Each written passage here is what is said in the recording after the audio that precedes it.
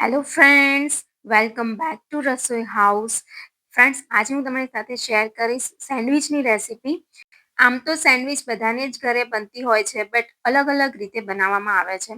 Friends, આજે હું તમારી સાથે શેર કરવાની છું જે સેન્ડવિચમાં સ્પેશિયલ ચટણી બનાવાય છે અને એની સાથે જે મસાલો બનાવવાનો હોય છે તે. તો બસ મસાલો જે છે ફ્રેન્ડ્સ, એ પણ બધાના ઘરે અલગ અલગ રીતે બનતો હોય છે. બટ આજે હું તમારી સાથે મસાલા સેન્ડવિચની રેસીપી શેર કરી રહી છું ફ્રેન્ડ્સ. તો આ સેન્ડવિચ બનાવવા માટે સૌથી પહેલાં મેં અહીંયા આગળ ડુંગળી લીધેલી છે અને ડુંગળીને આ રીતે ઝીણી સમારી લીધી છે. સાથે જ એક લીલું મરચું લીધું છે, એને પણ આપણે ઝીણું ઝીણું સમારી લેવાનું છે. તો તમે જોઈ શકો છો કે ડુંગળી અને મરચાંને બંનેને મેં સમારી લીધા છે. અને બીજી ઇમ્પોર્ટન્ટ વાત ફ્રેન્ડ્સ, કે અહીં આગળ મેં બટાકા લીધેલા છે, જેને 1 કલાક પહેલાં જ મેં બાફીની સાઈડમાં રાખ્યા છે. તો બિલકુલ પણ પાણી ના રહેવું જોઈએ આમાં. એક પેન લીધેલું છે, પેનની અંદર 2 ચમચી તેલ એડ કરી લેવાનું છે. પછી એની અંદર આપણે રાઈ એડ કરી લેવાની છે અને જીરું અડધી ચમચી એડ કરવાનું છે. બંને જે છે એ સરસ રીતે સંતળાઈ ગયા પછી એની અંદર લીલું લસણ મેં નાખેલું છે ફ્રેન્ડ્સ. જો તમારી પાસે અત્યારે સિઝન છે એટલે લીલું લસણનો મેં ઉપયોગ કર્યો છે, પણ લીલું લસણ ના હોય તો તમે સૂકું લસણ પણ આની અંદર એડ કરી શકો છો. લસણ સંતળાઈ ગયા પછી એની અંદર આપણે જે મરચું સમારીને રાખ્યું છે, ડુંગળી અને મરચું, એને આપણે અંદર એડ કરી દઈશું અને મિક્સ કરી લેવાના છે.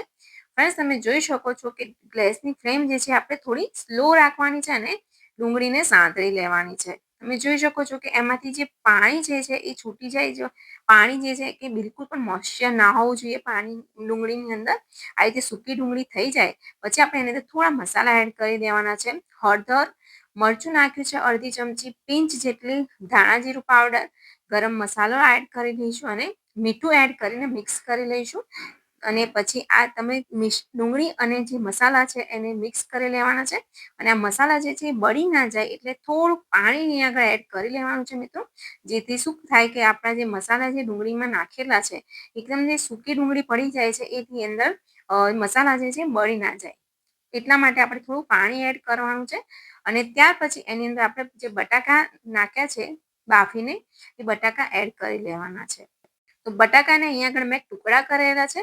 તમે પહેલેથી જ મેશ કરીને અંદર એડ કરી શકો છો. મેં મેશ નથી કર્યા એટલે મેં અહીંયા હાથેથી આ રીતે ચમચાની મદદથી જ આ રીતે પ્રેસ કરતું જવાનું છે. આનાથી શું થાય છે મિત્રો કે ટેક્સચર એનું સરસ આવે છે આલુ સેન્ડવિચનું. તો આ રીતે મેં અહીંયા આગળ જે આખા બટાકા જે છે એને દબાવીને આ રીતે માવો બનાવી લેવાનો છે. અંદરનું જે મિશ્રણ હોય છે એ.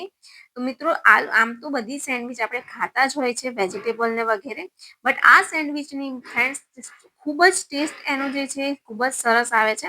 તો એકવાર આ આલુ સેન્ડવિચ બનાવીને જરૂરથી ટ્રાય કરજો. ઉપરથી 5 મિનિટ સાંતળ્યા પછી ઉપરથી લીલા ધાણા એડ કરી લઈશું. તો સરસ મજાના તમે જોઈ શકો છો કે આપણો જે સ્ટફિંગનો જે મસાલો છે એ બનીને તૈયાર થઈ ગયેલો છે. થોડુંક મિક્સ કરી લઈશું ધાણા એડ કર્યા પછી. હવે આ મસાલાને એક પ્લેટની અંદર કાઢી લઈશું અને આ મસાલાને આપણે થોડો ઠંડો થવા દઈશું. મેં અહીંયા આગળ એક પ્લેટની અંદર મસાલાને કાઢી લીધેલો છે અને 5 થી 7 મિનિટ સુધી ઠંડુ થવા માટે રેસ્ટ આપી દઈએ. ત્યાં સુધી આપણે ગ્રીન ચટણી બનાવીને તૈયાર કરી લઈએ, જે સેન્ડવિચની અંદર ઉપયોગમાં લેવાય છે. તો આ સેન્ડવિચમાં થોડું અલગ રીતે બનાવાય છે મિત્રો. તો મેં અહીંયા આગળ ધાણા લઈ લીધેલા છે અને ધાણાની સાથે મેં અહીંયા આગળ 5 થી 7 ફુદીનાના પાન પણ લીધા છે. પછી એની અંદર 2 ચમચી આપણે દહીં એડ કરી દેવાનું છે. તો ફ્રેન્ડ, સિક્રેટ અહીંયા આગળ એ જ છે કે દહીં એડ કરીએ છીએ તો આપણી જે ચટણી હોય છે સરસ બને છે. એક લીલું મરચું, મીઠું અને જીરું એડ કરી દીધું છે અને આ ચટણીને આપણે મિક્સ કરી લેવાની છે.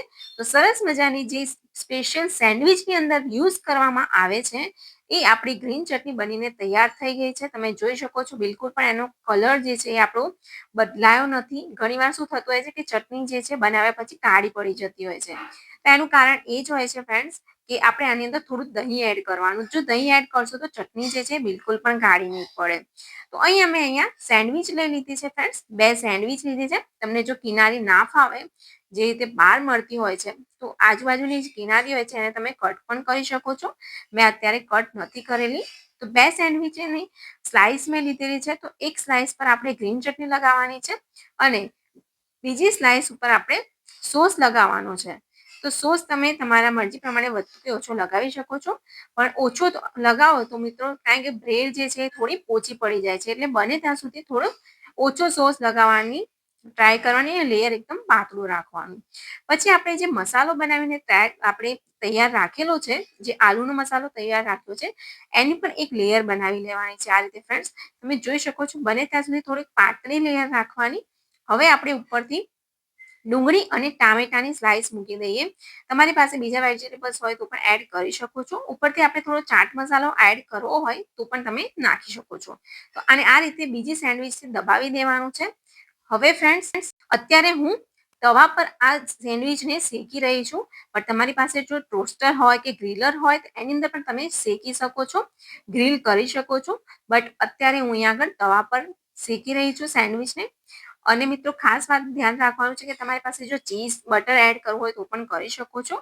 બટ હેલ્ધીયર વર્ઝનમાં મેં અહીંયા અત્યારે ઓઇલથી અહીંયા શેકેલી છે બ્રેડને. અને આજુબાજુથી જ્યારે એ આ રીતે બ્રાઉન કલરની થઈ જાય ત્યાં સુધી આપણે શેકી લેવાની છે. અને મેં અત્યારે ઓઇલ એટલે કે તેલ નાખીને શેકી રહી છું. તમારે બટર ફાવે તો બટર નાખીને પણ સેન્ડવીચને શેકી શકો છો. બસ આ રીતનો બ્રાઉન કલર થઈ જાય ત્યાર પછી આપણે સેન્ડવીચને તવા પરથી ઉતારી લેવાની છે. તો અત્યારે મેં 2 સેન્ડવીચ બનાવીને તૈયાર કરી લીધેલી છે. તો ફ્રેન્ડ્સ તમને માનવામાં નહીં આવે, ખૂબ જ ટેસ્ટી અને એકદમ સરસ મજાની આ સેન્ડવીચ બનીને તૈયાર થઈ છે. બાળકોને ખૂબ જ ભાવે એવી આ સેન્ડવીચ બનીને તૈયાર થાય છે. ઇવન બાળકો શું મોટાને પણ ખૂબ જ ભાવે એવી સરસ મજાની સેન્ડવીચ આપણે બનાવી તૈયાર થાય છે. ફ્રેન્ડ્સ ઓ વાવ, મને તો જોતા જ ખાવાનું મન થઈ ગયું. ફ્રેન્ડ્સ બહુ જ મસ્ત સેન્ડવીચ બનીને તૈયાર થયેલી છે.